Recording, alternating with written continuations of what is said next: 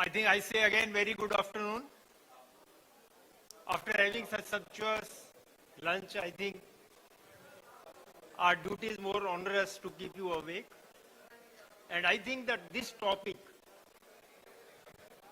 which is a real pivotal point of the today's conference, the fintech and the inclusion.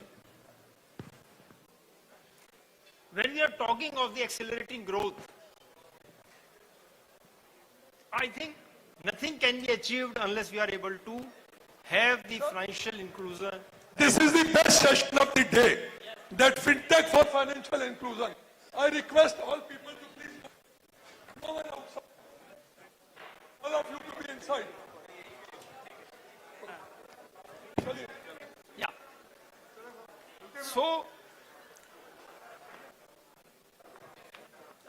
can I start now? Okay. I think we all understand what fintech is. My purpose of today's addressing to you is not to put any agenda to our learned team of the panel's members, learned team, which I think is full of the ocean of the knowledge, experience, and all the aspirations. My simple role is just to help you to understand what the importance, gravity of this subject is, and why we have kept this in our conclave. We all understand that fintech, as it used to be, was providing a executional based financial services, maybe banking or any other things. But over a period of time, maybe just in 5 years, probably paradigm shifted. And now we have a very legitimate expectation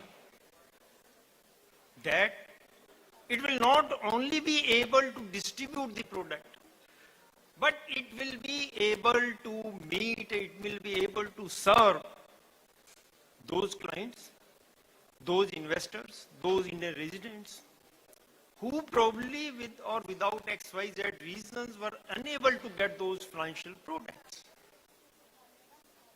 So our focus is, through fintech, how we can have inclusive growth. Without inclusive growth, naturally acceleration in the growth cannot be achieved. So I think on the issues, naturally we have a very learned panel, we will discuss so many things. But just to focus the discussion, I think we have got 2-3 parameters when we discussed this issue. 1.5 minutes more, sir. As a matter of fact, as Savarwaj is saying, last month only we have a OECD meeting. And they were very concerned that there was a digital growth, of course. But then digital growth is having its own concerns. Maybe we are opening the KYC, maybe we are opening the account in 5 minutes, as many people, the intermediaries claim. But whether it serves our purpose, because we have already seen, whenever market is hot, everybody is making money, no complaints. But we have seen in 2000, we have seen in 2008, when market starts dipping down, then we'll find XYZ lot of complaints. The issue is, to summarize, first and foremost thing is how fintech can provide a cost-effective technique, cost-effective media, where we can take care of the aspirations of the members, but taking care of the investors' genuine need and genuine financial literacy. I think the concern of the financial literacy is very much here, whether the suitability of product can be delivered by the fintech.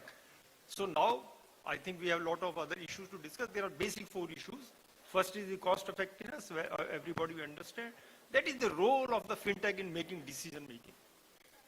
Whether, as so many based on AI, based on app, you can help them in decision making. As a matter of decision making through app, decision making through fintech, or do it yourself. As a matter of most of the members of the new account opening I'm talking to, we just conducted a survey on that also. They want to do it yourself, no problem.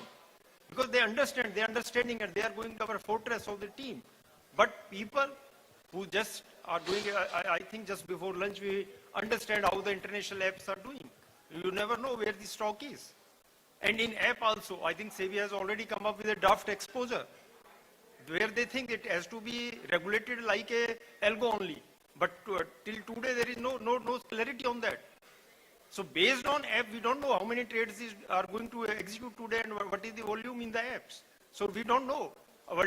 Tomorrow when the issue will arise of the XYZ compliance, I think matter, I left to the wisdom of the panel. I'm just flagging the issues.